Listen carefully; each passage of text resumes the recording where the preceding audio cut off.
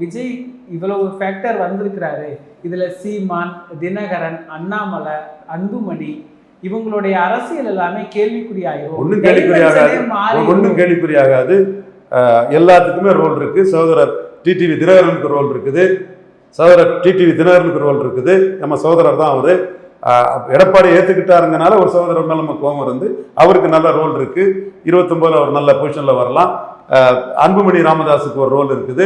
எல்லாருக்கும் ரோல் இருக்கு. சசிகலா அம்மையார் கொஞ்சம் கணிசமான ஓட்டு எடுத்தா அவங்களுக்கும் ரோல் இருக்குது.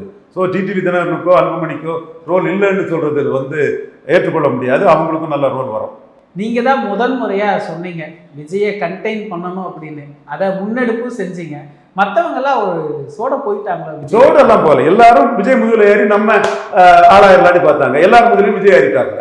நான் தான் இவர் எவர்லாஸ்டிங் கன்னிங் பர்சன், இப்படி வாராருன்னு சொன்னேன். ஒரு சிலர் அலர்ட் பண்ணிட்டேன். பிரேமலதா விஜயகாந்த் அம்மையார்ட்ட கூட நான் சொன்னேன், மேடம் உங்களை பார்க்க வரும்போது ரொம்ப பணிவாக இருப்பார் மேடம், வெளியே போயிட்டா தன்னை கேப்டனோட பெரிய ஆள் மாதிரி ப்ரொஜெக்ட் பண்ணுவார் மேடம். நான் எல்லாம் சொல்லிட்டேன்.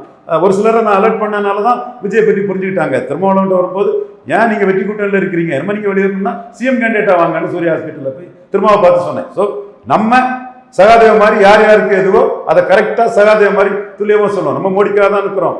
அதில் எந்த மாற்றமும் இல்லை. நம்மளோட அரசியலே ப்ரோ மோடிஜி அரசியல் தான்.